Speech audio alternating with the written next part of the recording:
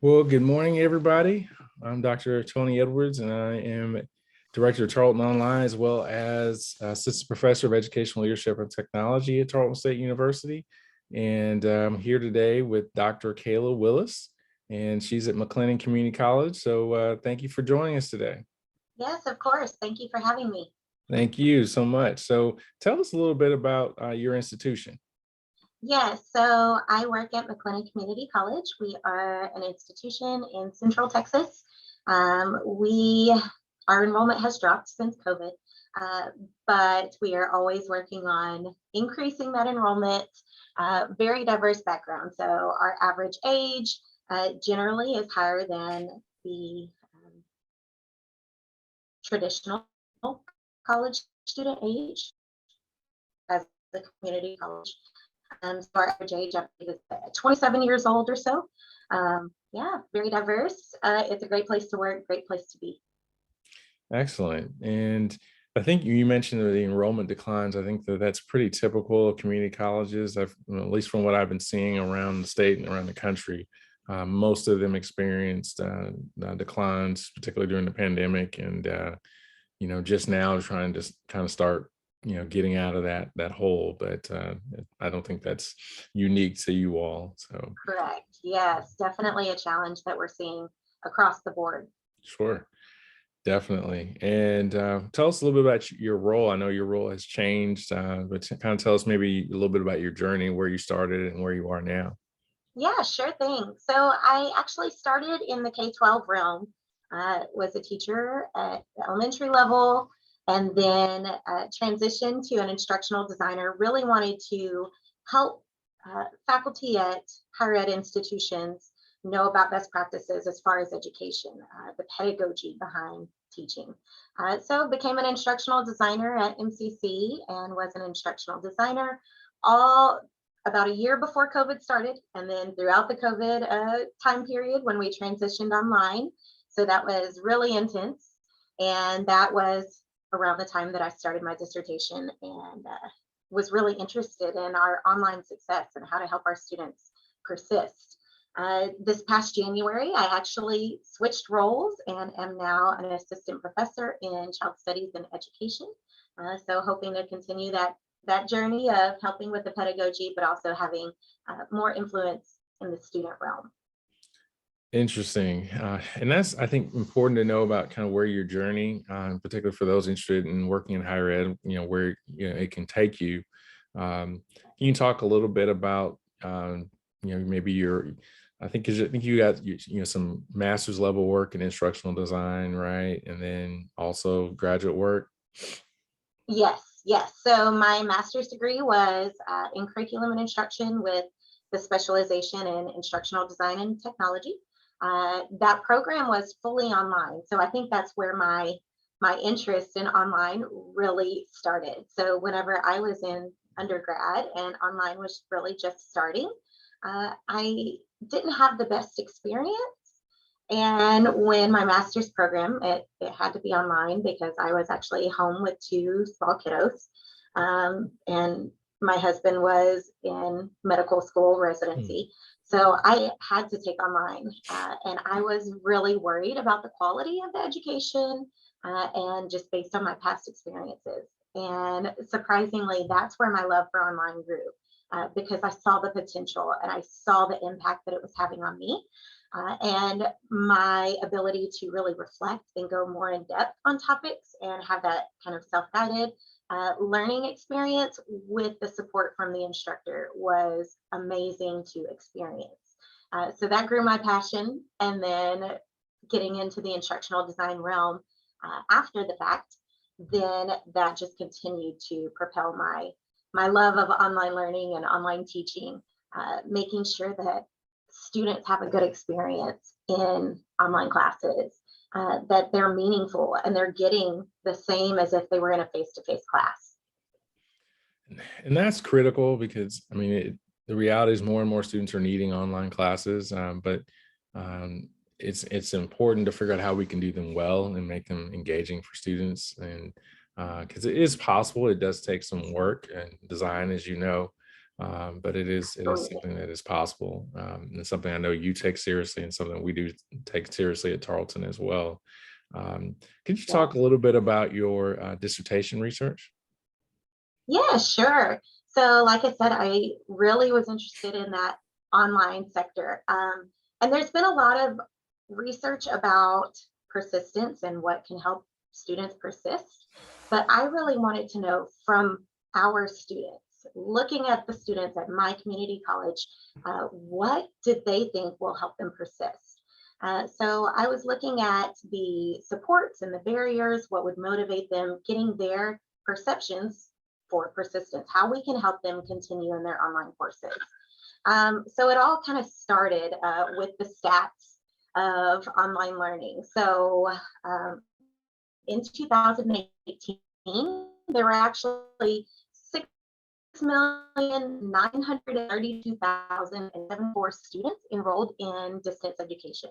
That was 35.3% of all students in higher ed. And then, of course, we had COVID, and that switched to 98% of institutions were offering classes online. So that was a big jump from 35 to 98% are now offering this instruction. But that wasn't even all of it, because between 2002 and 2014, online instruction, online enrollment actually increased 262.5%. So we've had this trend that online education is growing, that it's going to continue to grow. However, we've seen nationally that attrition is often about 10% lower, 10% higher, and retention is about 15% lower than a typical face-to-face class. And I feel like that's what motivated me to look into this topic, because we have to help our students to persist, to continue taking these online classes, especially when it's what they need. And especially with our community college demographics, lots of people in the workforce, lots of people with families, people who have to have jobs and they can't make it during the day to take their classes. So that was the stats that got me going into this topic. And just looking at the research, we know a lot of the reasons that students withdraw, whether it's financial issues or time commitments. They didn't realize the huge time commitment that an online class takes, professional or personal responsibilities that happen, the increased reading and writing and technical skills that are required.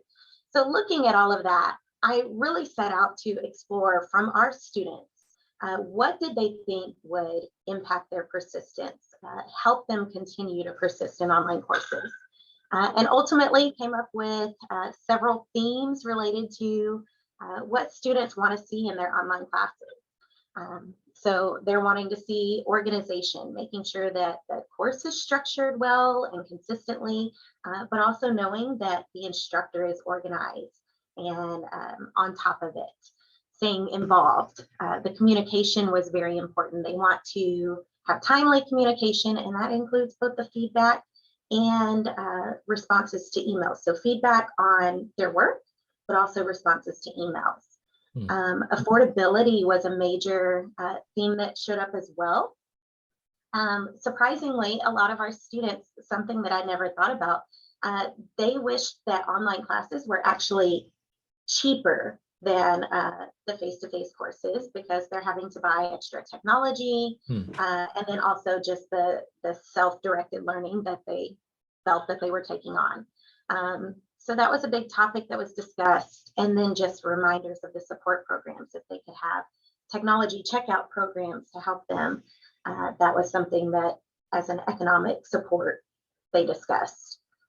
Looking at the social realm, one of the major topics was they wanted to know that their professors care, and not just care about them as a student, but as an individual.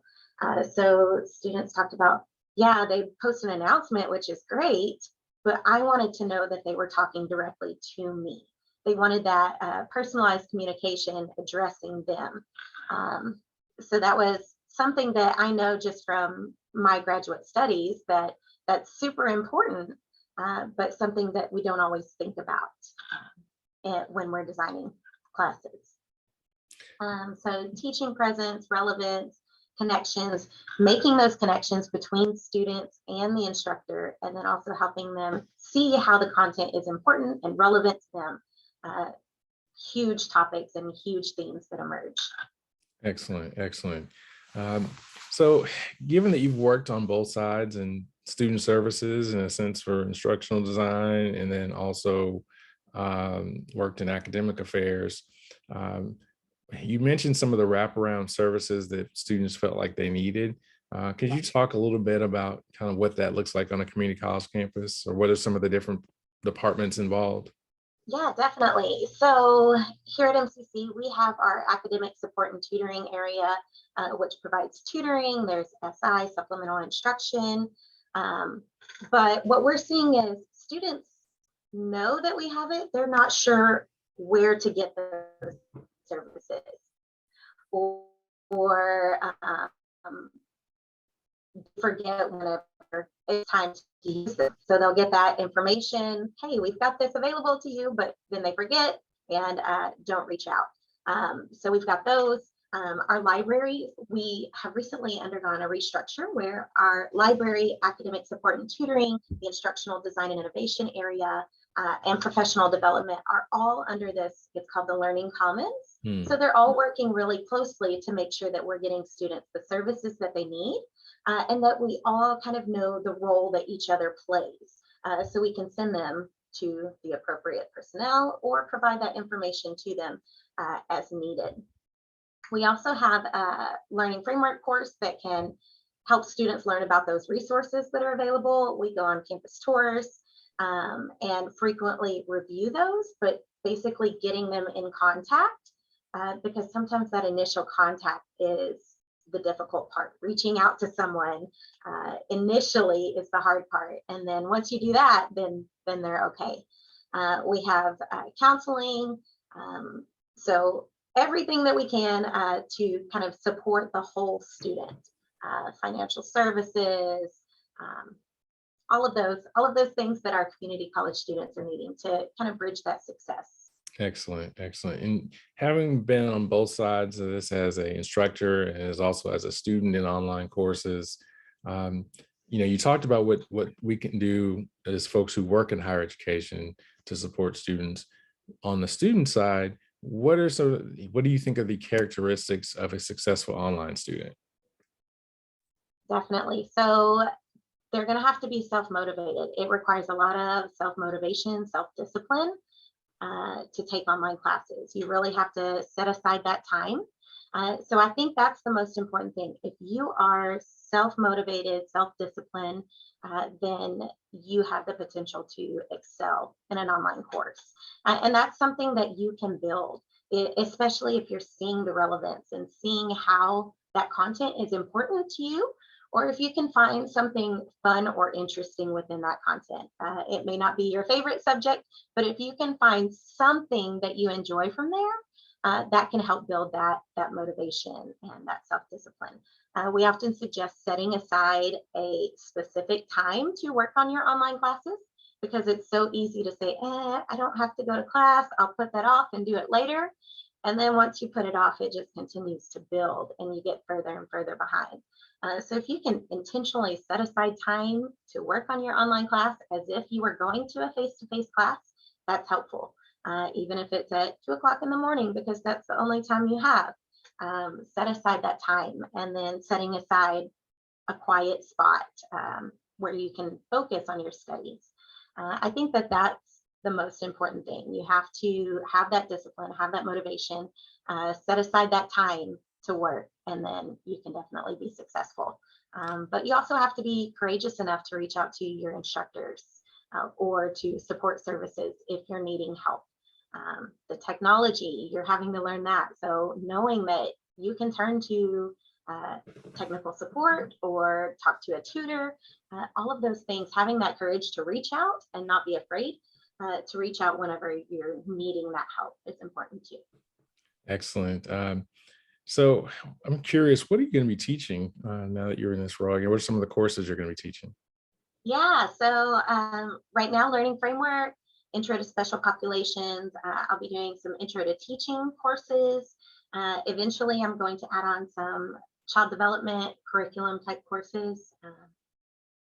Excellent. Well, that is, it's, I think, so important because what many people don't realize that for teacher education, for a lot of teachers, that path starts at a community college.